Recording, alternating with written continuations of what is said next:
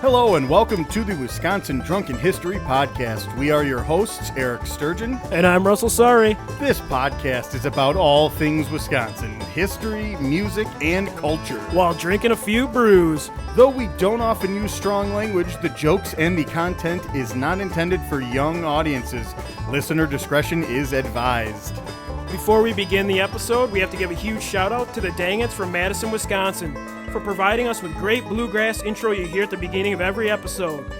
The song Razzle was written by Jamie Lampkins, but is performed on behalf of Tom Wasselchuk and the Dangets. If you have a chance, check these guys out at dang-its.com for upcoming shows, music, or on how to book them for weddings, parties, and etc. Thank you for listening. Hey everyone, welcome back to Wisconsin Drunken History Podcast. We are your hosts, Eric. And I'm Russ.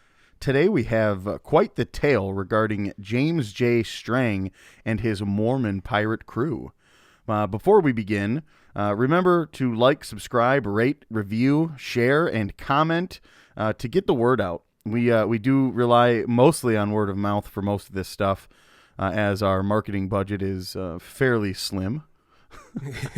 To say the least. Yeah. So we have another great beer review, a fantastic Wisconsin music from Yum Yum Cult, another edition of How Many Locos You At, and a special interview with Pearl Street. Without further ado, here is the story of James J. Strang, Mormon piracy. Today we're talking about James J. Strang and Mormon pirates. Again, this episode is another episode where I had to shorten it a bit just to highlight the craziness of the Mormon piracy and just how nuts this actually got. And there's way more to the story, and we do encourage you to dig into this more. There were more events, more things that did occur with the case that we're going to talk about today. So many of you know the religion of Mormonism and the Church of Latter-day Saints. If not, we're not going to get too far into details of the religion, and we'll allow you to dig into that yourself. But Joseph Smith, the church's founder, and his brother Hiram Smith were assassinated by a mob in Illinois on June 27th of 1844, which left the Church of Latter-day Saints without a leader. The two main contenders who were next in line to take over the religion were Brigham Young and James J. Strang. Young would eventually win and took his Mormon followers to Utah, where it is still the epicenter of Mormonism today. Strang became a heretic according to the church, and they excommunicated him. Originally, he branched off and first led his followers to Voorhees, Wisconsin, which is modern-day Walworth County, actually really close to where we grew up. Yeah. So Voorhees is actually located in Burlington, which is Burlington today. That's like right down the street from my house right now. Exactly, and you can still visit the site, and there's actually a plaque that states Old Voorhees, the Strangite Mormon settlement. However, this location would prove less secure than Strang would hope for. He decided that he would move all of his followers to Beaver Island in 1848, which for those that don't know, it's on Lake Michigan. It's a bit further north on the lake. It's actually kind of close to the UP, but I think it's still considered Wisconsin water. Yeah, Beaver Island. Yeah, the Beav. Which, for those that don't know, it is on Lake Michigan. As I said, the island had a large Irish population living there, and they were a bit worried about the presence of the Mormons showing up. Strang, who highly opposed alcohol, led to much hostility with the Irish. In stereotypical form, this led to a war called the War of Whiskey Point in 1850. I mean, that's a pretty stereotypical, And what did they do? Just get drunk on whiskey and try to poke each other with sticks? Yeah.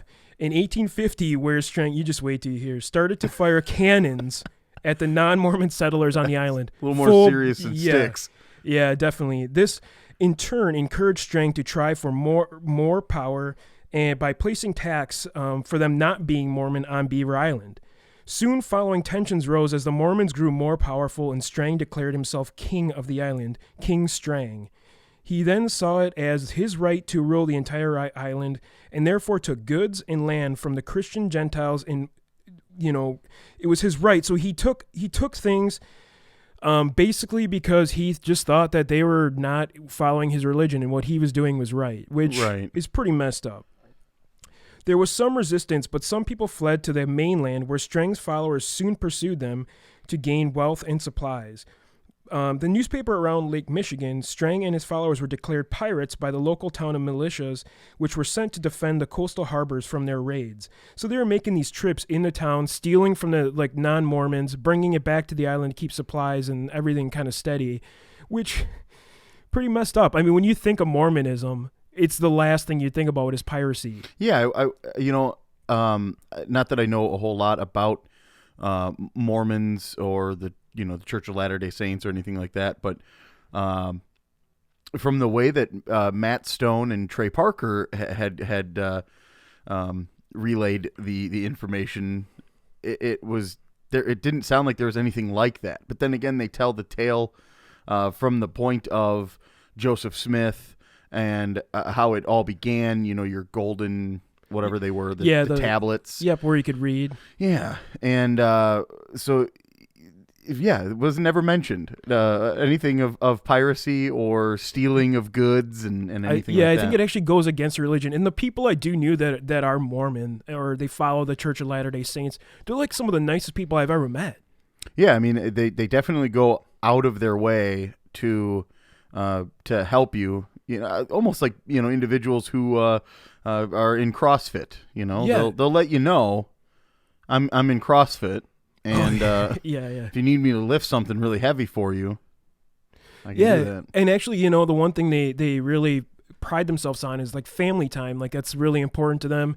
They're really nice people. They're kind of overly nice. I mean, you can see that portrayed like even in the Matt Stone play, the Book of Mormon.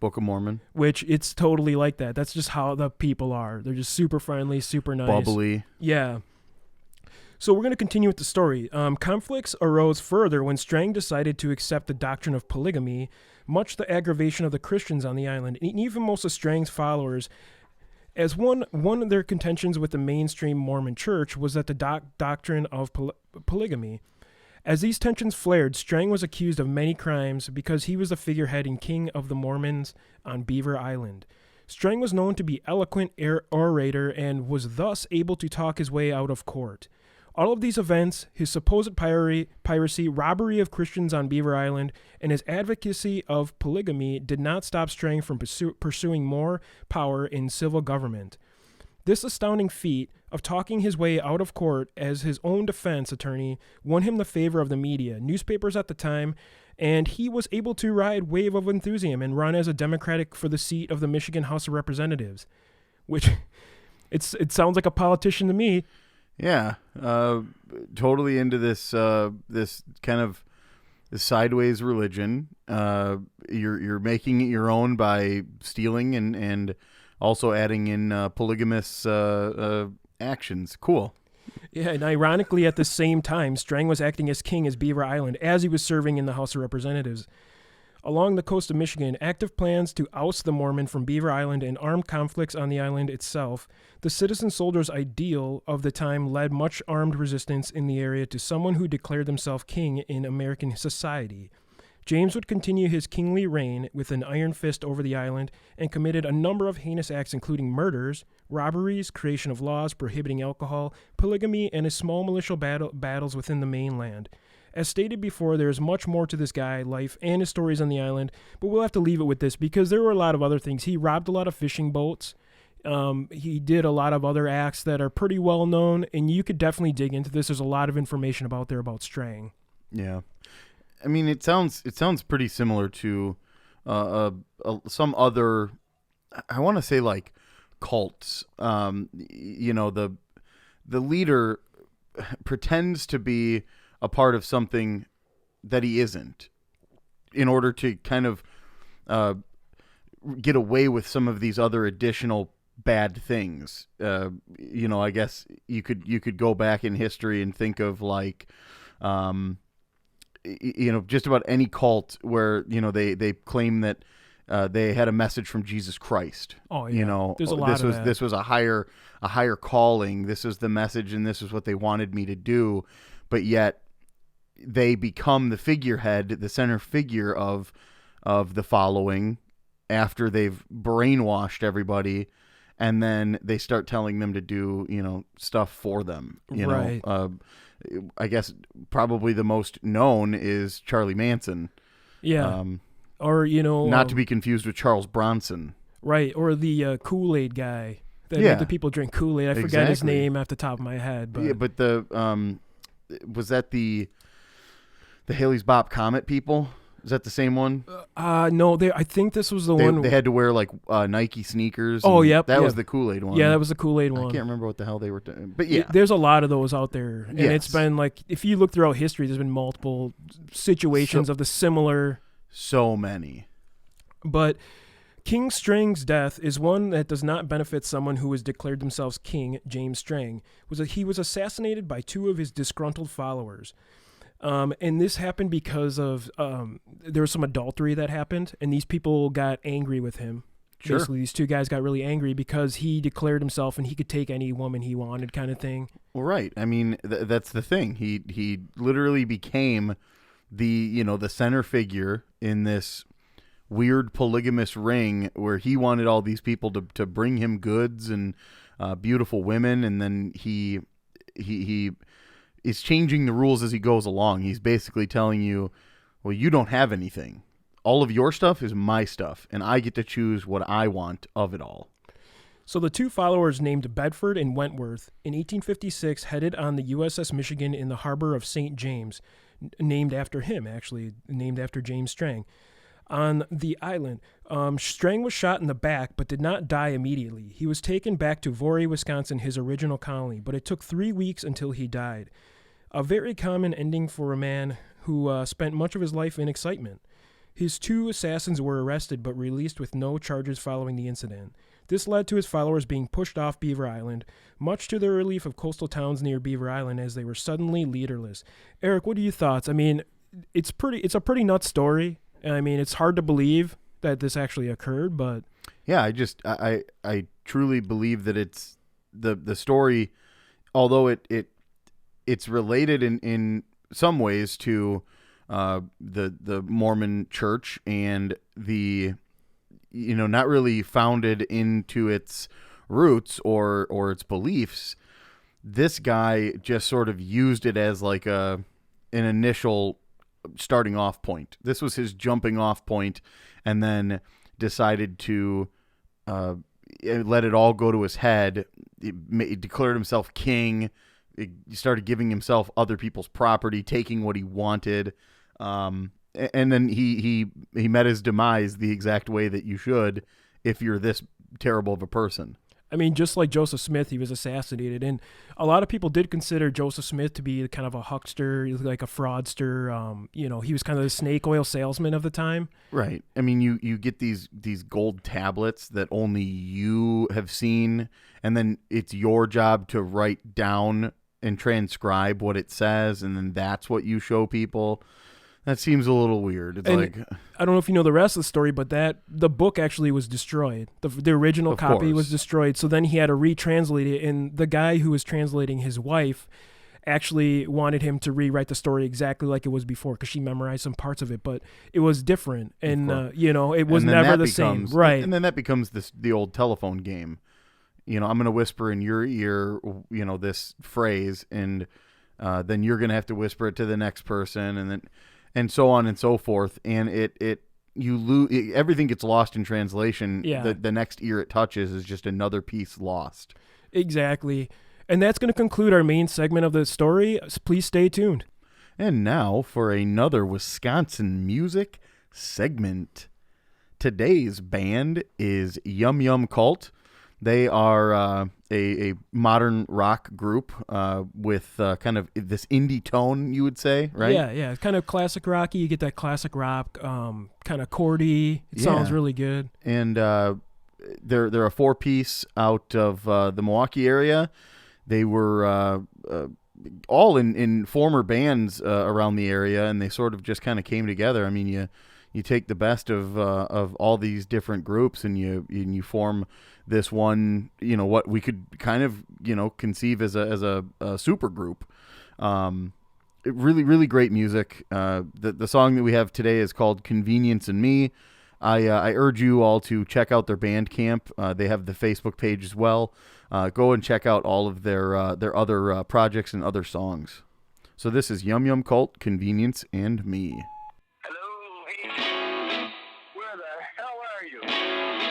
Wake up wherever you are.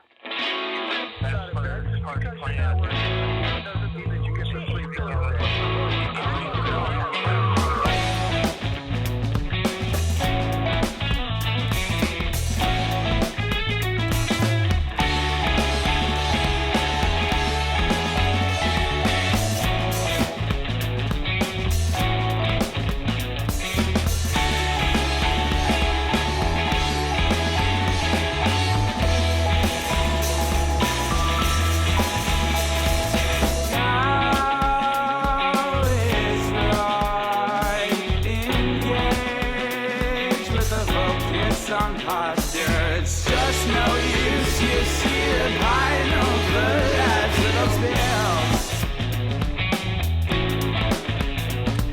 And I'll be right here with the sanguine beams on me until unfulfilled.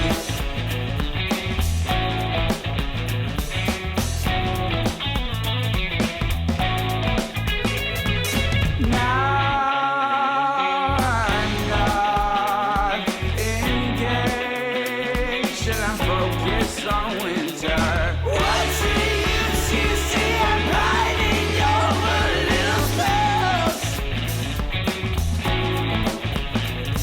And now I'm stuck here, no more sacred beams on me. I'm focused and engaged or in between.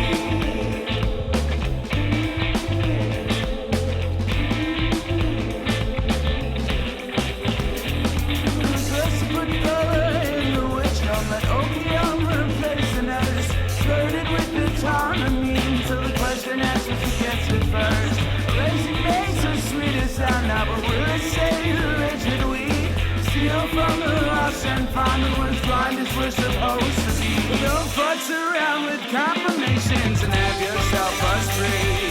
And I'll give sway towards obligations so long as it's convenient to me. And I'll rise and I'll fall like the tide. And act like I have it all figured out.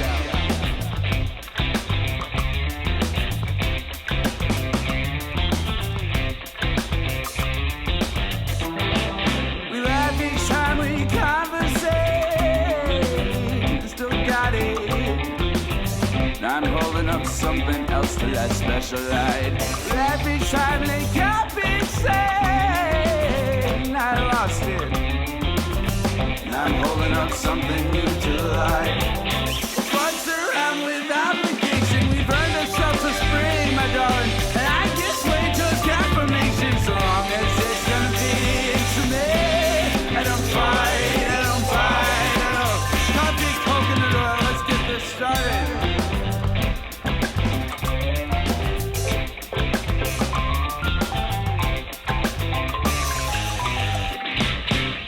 All right.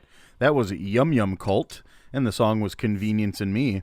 We now have a tasty, delicious beverage review of the beer variety. This one comes to us from Pearl Street Brewery, and it is called Linalool? Linalool? Is that what you want to say? It's Linalool IPA. Nice. It's 6.8% ABV, 60 IBUs if you're into the bittering units. Mm-hmm. It's brewed with a special commercial hops called Northern Discovery hop, which adds a very unique flavor to it. From the get-go, the initial aroma that I'm getting a bit of a hint of fruit. So I'm getting a little apple and pear and flavor. Growing up, my mom would always have fresh lilacs on the table, and I smell that as like an aroma. Yeah, I'm getting that a little floral, Yeah, maybe. Yeah. Yeah, it's really good, and it's definitely a unique flavor. This is a commercial hop. I think it's actually grown by a Wisconsin grower, the hop is, and, it's very unique. It's one that I always put in my six-pack when I give somebody, the top IPAs from Wisconsin. This one's definitely number one. I love this beer. It's one of my favorites. It's just unique. And Pearl Street's from the La Crosse, Wisconsin area. Yeah, they are, and actually they're going to be on the show later on today. We got Tammy coming on to tell us a little bit about Pearl Street, which is going to be kind of interesting, and you'll hear a little bit more about it. But yeah, this is a really great beer. It's good. It's refreshing. Yeah, it's bitter, but it's like a unique bitter. It's something that you would not get from a normal. Like you're not getting that pine like your standard right. With their standard Cascade hops or whatever. Yeah, and it's got, like you mentioned before, it's got sort of those fruity notes, a little bit of that florally kind of taste and smell to it. Bitter, in classic IPA fashion. It is probably one of those beers at 6.8. You're going to want to enjoy them sparingly. You're not going to want to overdo it. They're drying. They definitely have the ability to wipe you out of your hydration pretty quickly. So you're going to get pretty dehydrated if you drink just a mountain of these. But this is a very fantastic beer. I hope to check out some more Pearl Street stuff too. Yeah, good stuff. And I always talk about the mix and match that I always like, but this one's always in there. So Linalool's in there, Carbon 4, the Fantasy Factory is like top dog. It's just so unique. Yeah, this one's unique. I love Carbon 4. Pearl Street's always a great go-to. Moonman is actually a really good one from say, New Glarus. New Glarus is just great in general. They have a huge variety of beers that are just hella good.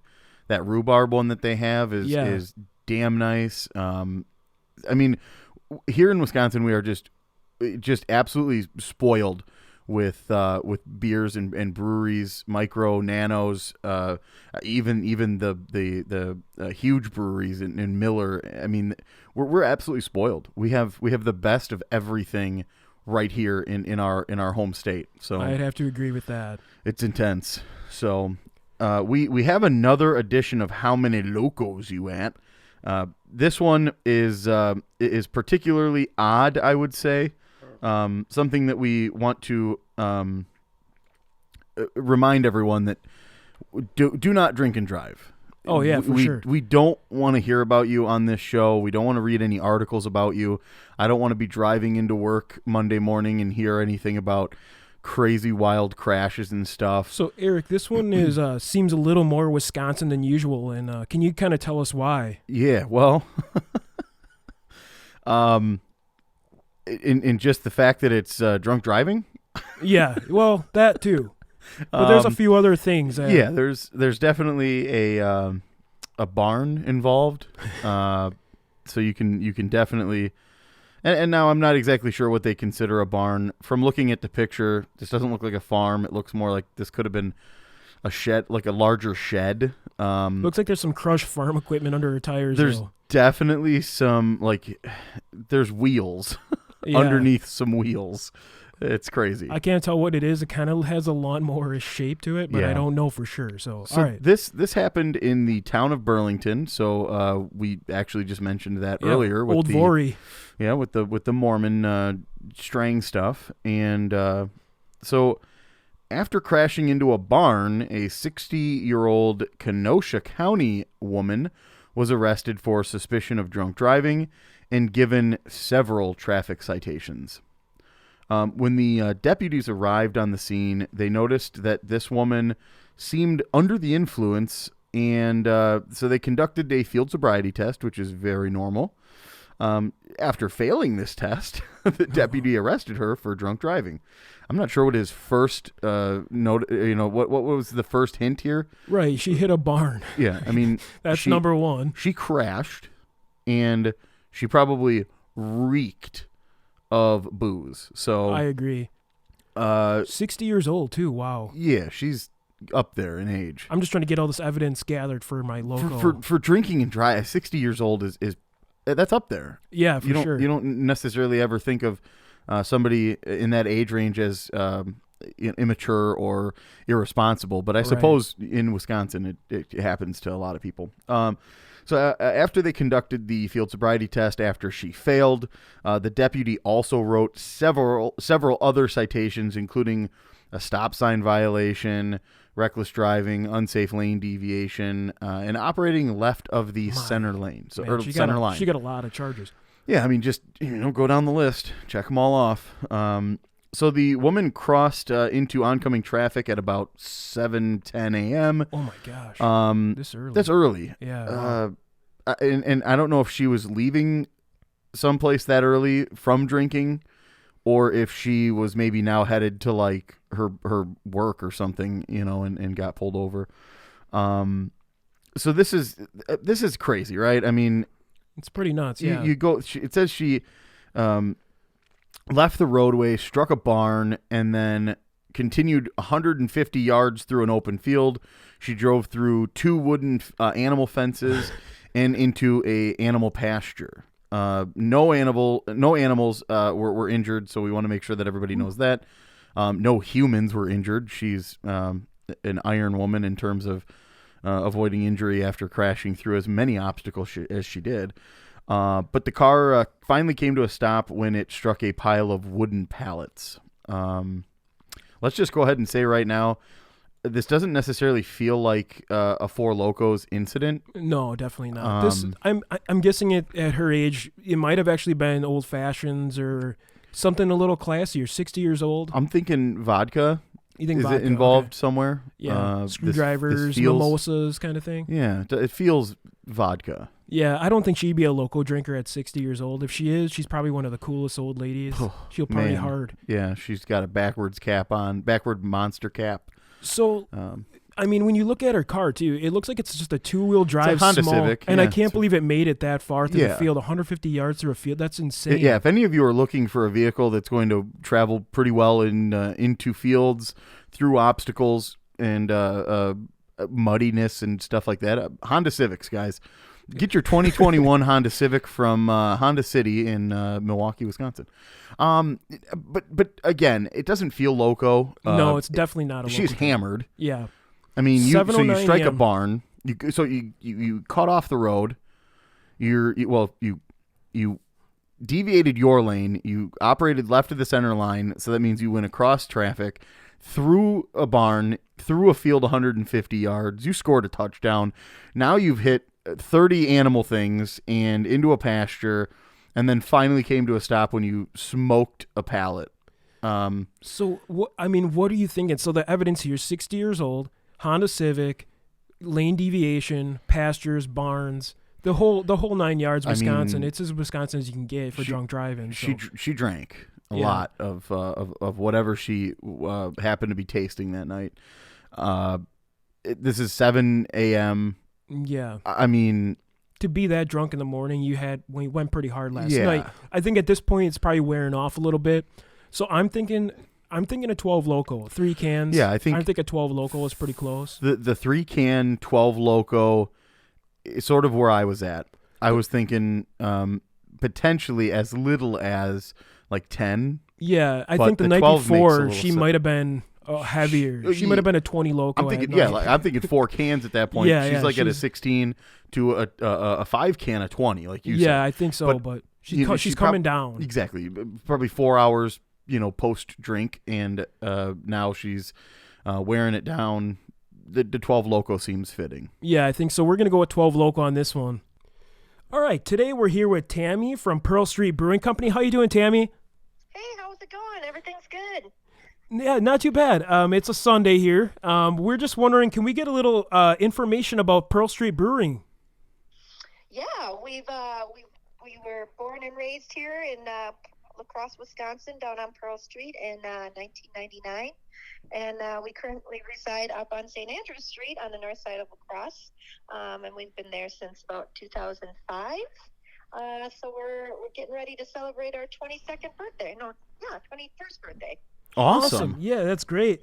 And so we were going to ask you, I know we love the Linalool IPA. It's one of my favorites. I recommend it to everyone who comes to our state for the best IPA in Wisconsin. It's definitely a contender. Thank you.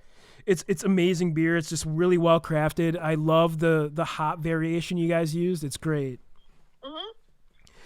Yeah, Linalool is awesome. We were privileged to be able to have the Northern Discovery hops, which is a wild Wisconsin hops. So we're the only producers that have the authority to use that for the last several years.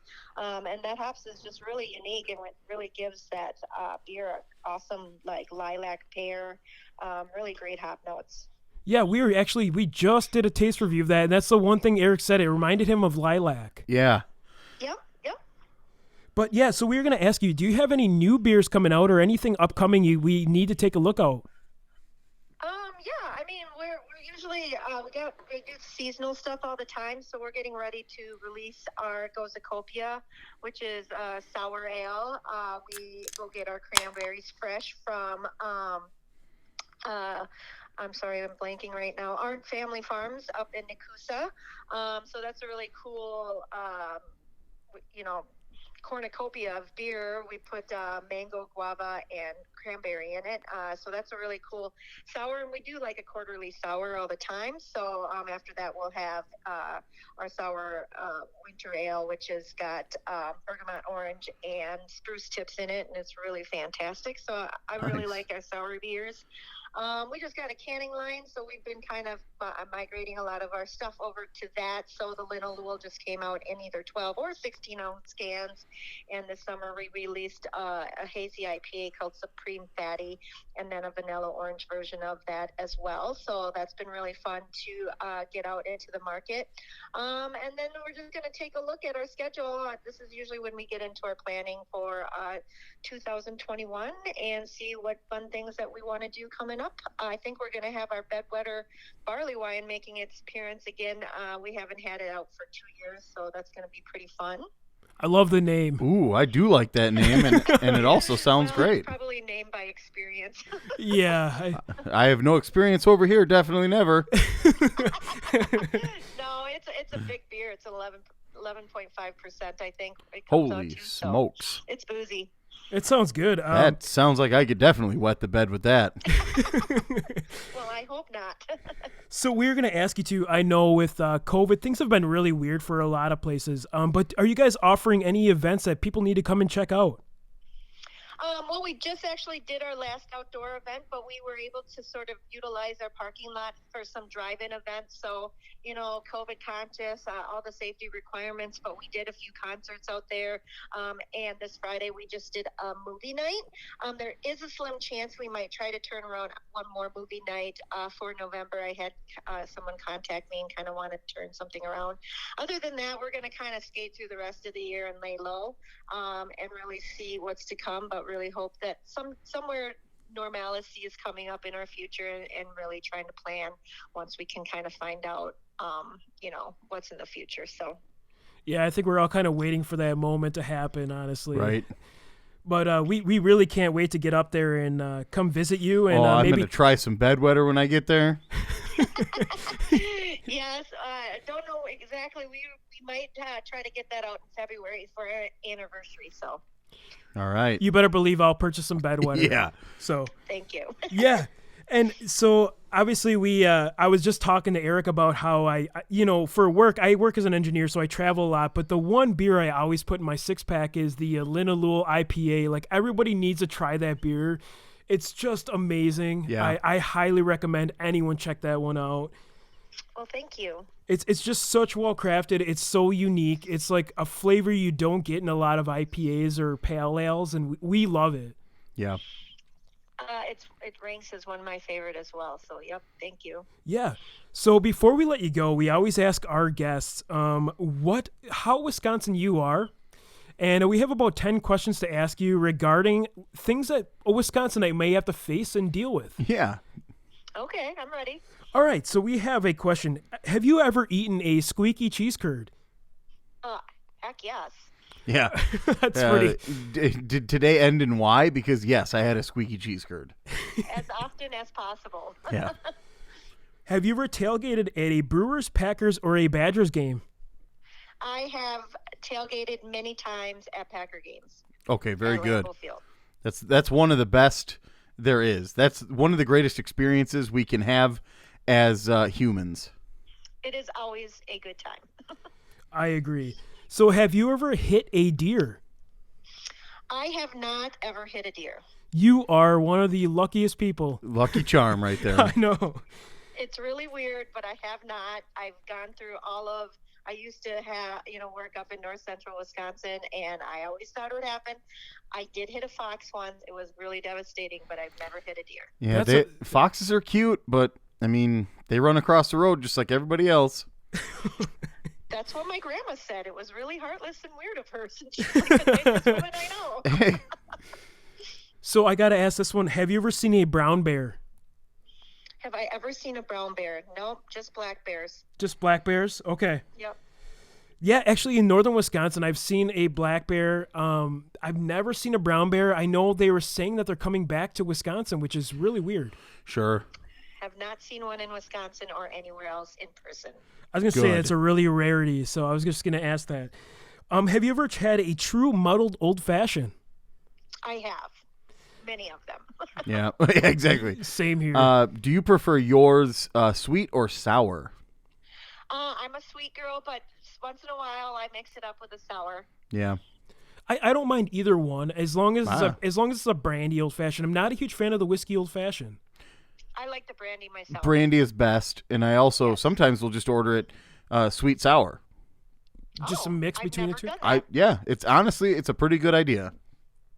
I'm a fan of the, supper club. So when you go there, you pretty much have to have an old fashioned. Oh, I agree. That's a little bit of foreshadowing because I think we might have a question about it. We have a question coming up. Shit. Okay. Have you ever milked a cow? I have. Have you done it by hand? Yes. Oh wow, that's awesome. That's double How's the points for teat? you. Yeah. Yes. I have never milked a cow by hand. I have used the new age parlor milkers, but never by hand. I've never used the fancy machinery. No. Yeah. So this question is a hotly debated topic, but what do you consider as up north? What do I consider as up north? Well, shucks. I guess if you get anywhere north of Eau Claire, you're starting to be up north. Yeah. No, I mean that to me that's it. I mean, I honestly was a little bit more forgiving, and I was saying that anything north of the Dells, but I have since been nearly run into Illinois about that because people hate me. So Yeah, I always say north of Wausau seems to be my go-to answer. Anything north of Wausau, even Eau Claire too. I mean, when you get to Chippewa Falls and all that. Once you get to that's Chippewa north. Falls and Eau Claire area, sure. That's north. Well, yeah, because I live on the west side of the state over here. So, like, once you pass Eau Claire, the tree lines start to get a little more sprucey, and you're up north. Yeah, I Yeah. agree. Things get a lot prettier.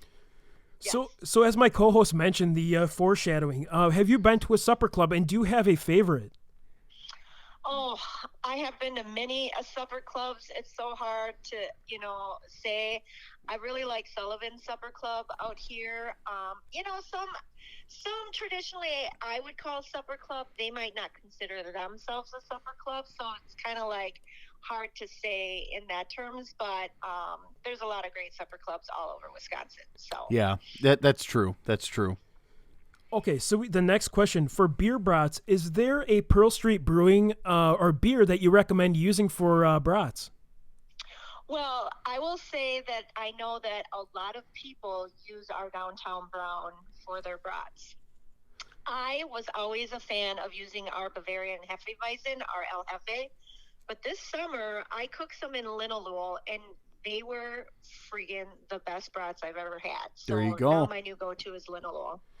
Yeah, Linalool is such a good beer. I always tell everyone you gotta have it. It's just so good. And I know it can be tough to part with a good beer like that to boil it in some brat, but I'll tell you what, it definitely makes the flavor of things go up. I mean, it's great. Well, yeah, I mean, if you want to, boil it in a light beer, that's what you get. But if you pick like a really great flavorful beer, and those go in and simmer into your brats, it makes a huge difference. Yeah, we've definitely noticed. All right, so Tammy, I got one more question before we let you go today, and we really appreciate your time. Besides Pearl Street, do you have another brewery you recommend we need to go and check out? Oh my! Like around here? Or Yeah, like even in just general? anywhere. You can go outside of Wisconsin Yeah, if you really honestly. if you want to. I love. I mean, whenever we go to another area, we're like, what's the brewery around here? I mean, obviously, shout out to Turtles Deck 608 and Skeleton Brew Crew here in our town. They're all fantastic, and I always say if you're going to come visit all of the breweries here because they're great.